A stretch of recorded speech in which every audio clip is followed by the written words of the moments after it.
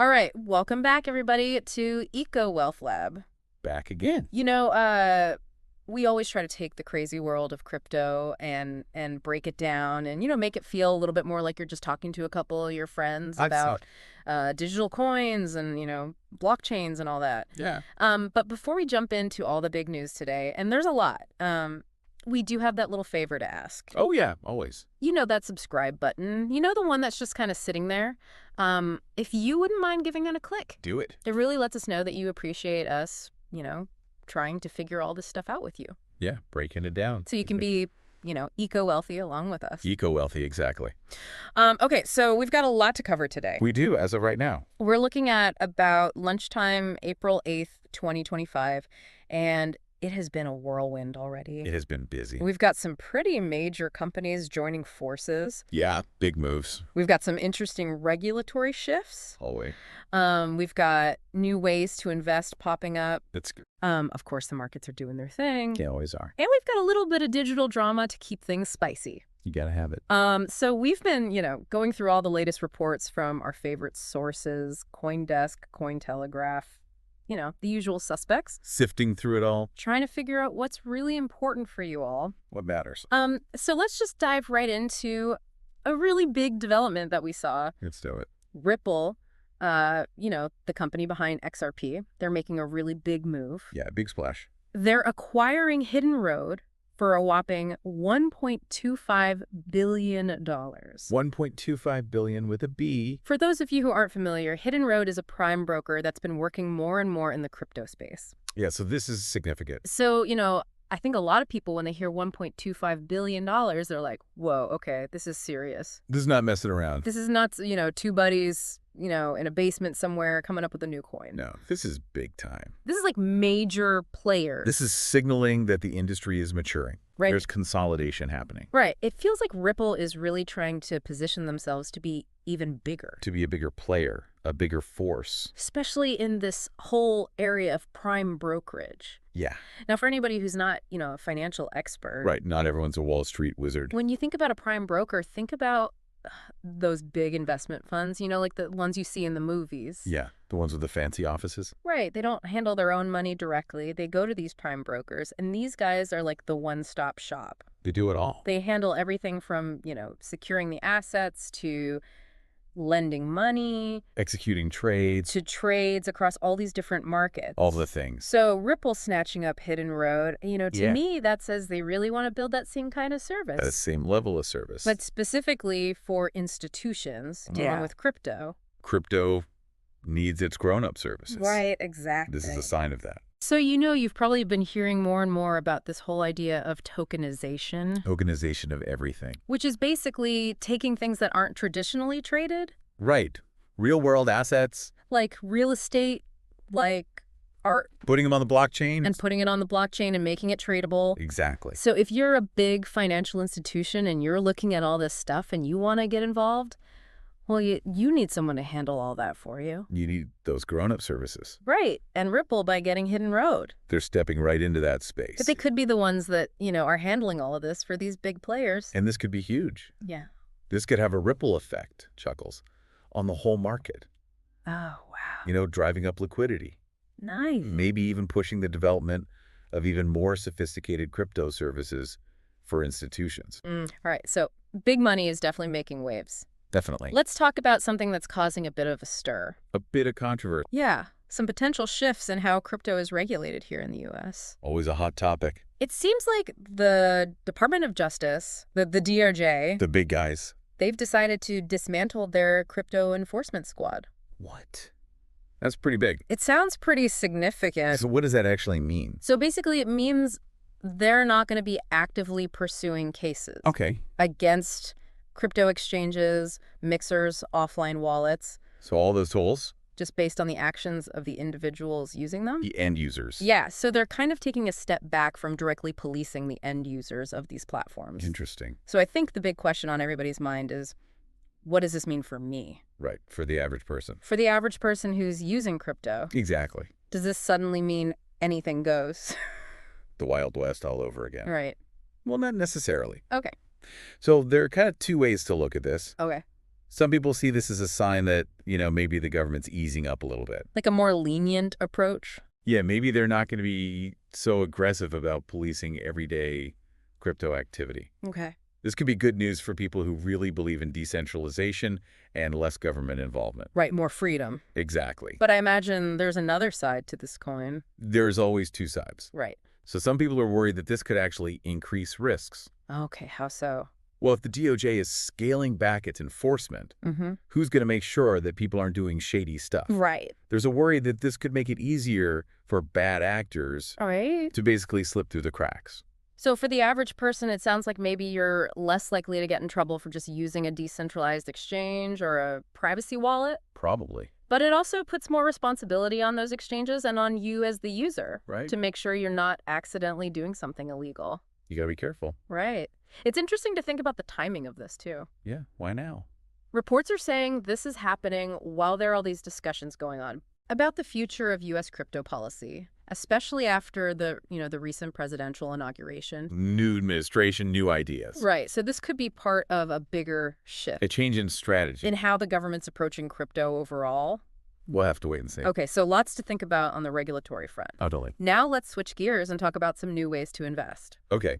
Everyone loves new options. We actually have not one, but two new crypto ETFs making headlines. 2 for the price of 1. First up, we've got Teucrium launching an XRP ETF. XRP, finally. And get this, it's 2x leveraged. Whoa, hold on. 2x leverage. Yeah, so basically for those who aren't familiar, leveraged ETFs are designed to amplify your returns. Amplify returns, but amplify losses, too. They also amplify your losses. Double or nothing? Yeah, so these are definitely for people who Have a strong stomach. who have a high risk tolerance and, who are looking for short-term gains. Exactly, not for the faint of heart. But what's really interesting here is that this is the first ever XRP ETF to be approved in the U.S. Wow, that's a big deal. So given, all the history with XRP and, how long it took to get to this point, this is a pretty significant moment. Definitely a milestone. It means XRP is now open to a much wider pool of investors. Yeah, way more people can get in on the action. Including both, regular folks and potentially big institutional players. The big money is watching. Who might have been a little hesitant to hold XRP directly before. Yeah, makes sense. So this increased access could lead to a lot more trading activity. More volume. And maybe even, some higher volatility in the price of XRP. Things could get interesting. And speaking of price predictions, I think we saw something from Standard Chartered. Yeah, those guys. They were making a pretty optimistic forecast for XRP. What were they thinking? They said XRP could hit 12.50 by the end of the current president's term. Wow, that's bold. So, the launch of this ETF could be seen as one of the factors that might push the price up. One piece of the puzzle. But it's always important to remember, these are just predictions. Crystal ball stuff. Nobody knows for sure what's going to happen. That's the fun of it. Right. Okay, so XRP is getting its ETF moment. Finally. But that's not the only ETF news we have. Oh, there's more. There's more. There's also some buzz about a potential SUI ETF. SUI. So Canary has filed an application for a SUI ETF with the Chicago Board Options Exchange. CBOE.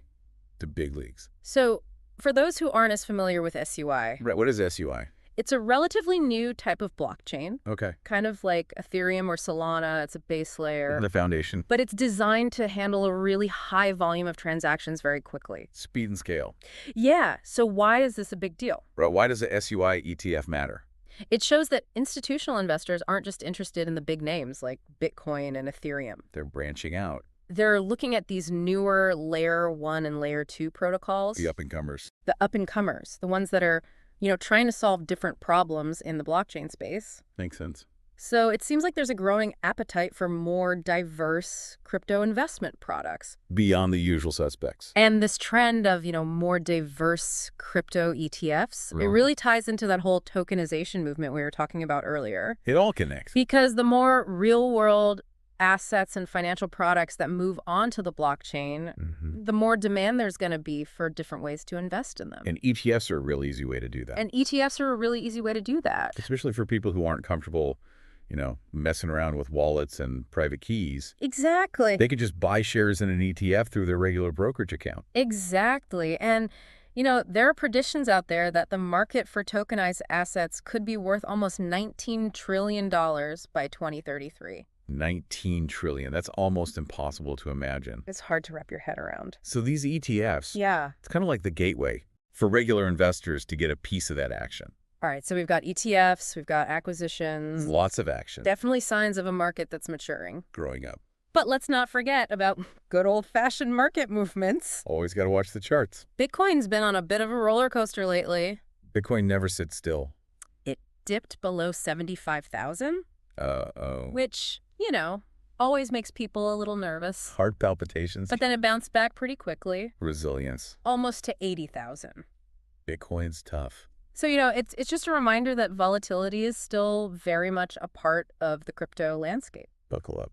Now, there's been some speculation that all this geopolitical tension, Oh yeah, the world's a mess. specifically the US-China tariff disputes, they might be playing a role in these price swings. Interesting. So how could that work? Well, the idea is that when things are uncertain in the world, some investors see Bitcoin as a safe haven asset.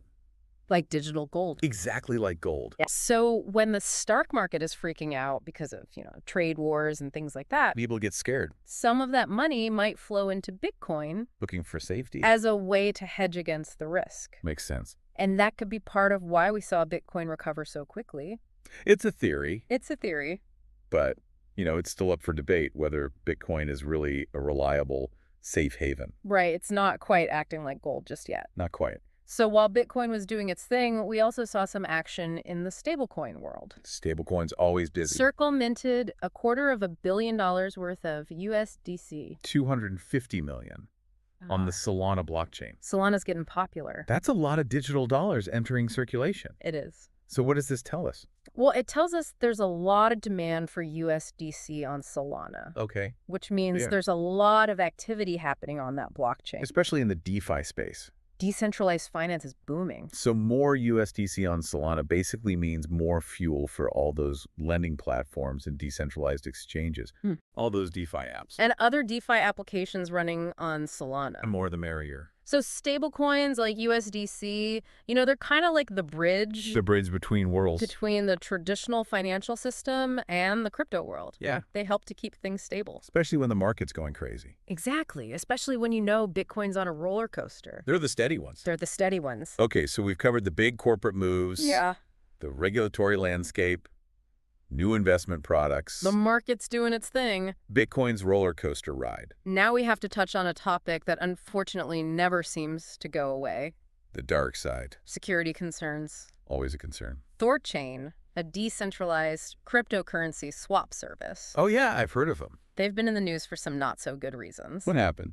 So THORChain lets you trade different cryptocurrencies across various blockchains without having to use, traditional intermediaries. So it's like a decentralized exchange? Yeah, basically. Yeah. But they've reportedly earned millions of dollars in fees Millions. after their platform was allegedly used in a money laundering scheme. Oh no. And this wasn't just any money laundering scheme. Was it? It's reportedly linked to North Korea's biggest ever crypto heist. Wow, that's serious. So you've got millions in fees being generated from potentially illegal activity. That's a big red flag. Which really raises some questions about, the potential downsides of these decentralized platforms. It's a double-edged sword. Because on the one hand, they offer a lot of benefits. They cut out the middleman, more freedom, more control for the users. But it also makes it harder to prevent this kind of stuff. Right, because there's no central authority No one's in charge. to police what's going on. Right. And, whenever something like this happens, it always makes you wonder if the regulators are going to start cracking down even harder. Yeah, they're going to be watching. Because when platforms are being used for, potentially illegal activities, it attracts attention. Unwanted attention. From the government. For sure. And I know there was some back and forth about THORChain's decentralized structure Yeah. and how their founder responded to these allegations. What did they say? So basically the argument is that because THORChain is so decentralized, it's really hard to prevent this kind of stuff from happening. Right. And, the founder has defended the platform's design, but also acknowledged that, it was used for something that it shouldn't have been used for. A tough spot to be in. It's a tough spot, right? It's a reminder that there's always this tension Balance between giving people freedom and making sure that, bad things aren't happening. Right. All right, so just a couple quick observations before we wrap up. Okay, hit me. We saw that FartCoin, Fart coin? Yes, fart coin. Wow. Apparently surged 30%? 30%. While the stock market was having a meltdown. What? So, it's just a reminder that sometimes these meme coins, Yeah. they operate in their own little world. Their own universe. Driven by speculation and social media hype. Makes sense. Sometimes they completely ignore what's happening in the rest of the economy. Totally. And lastly, it seems like there was a lot of talk at Paris Blockchain Week. Oh, yeah? About AI and blockchain and how those two things might work together. That's interesting. And there were also some reports that U.S. banks are getting ready to offer crypto custody services. So they're getting ready for the future. Yeah, so even though we're seeing some, regulatory uncertainty, it seems like the traditional financial world is still moving forward. They're not giving up. With their plans for crypto. See the potential. Okay, so that was a lot to cover. It was a lot. But just to quickly recap the main points. Okay. We're seeing big institutions getting more involved with Ripple's acquisition and all these new ETFs. Yeah. Regulation in the U.S. seems like it might be changing. Things are shifting. The market's as dynamic as ever. Bitcoin had its little dip and recovery. It always does. Stablecoins are becoming more and more important. The glue that holds it all together. And security in DeFi is still a major concern. The Wild West. So here's something to think about. Yeah. With the DOJ kind of stepping back from crypto enforcement, does that mean that individual investors and the platforms themselves need to step up? Fill the gap. And take more responsibility for security and preventing, illegal activity? It's a good question. Is this a move towards more freedom, or could it lead to more risk? We'll have to see. All right, that's our deep dive for today. Another one down. We hope you found this helpful in navigating the crazy world of crypto. As always. Now, if you enjoyed this episode, please take a moment to like it. Yeah. Share it with your friends. Spread the word. And subscribe so you don't miss our next deep dive. Until next time. Keep exploring, keep learning, and stay eco-wealthy. Stay eco-wealthy.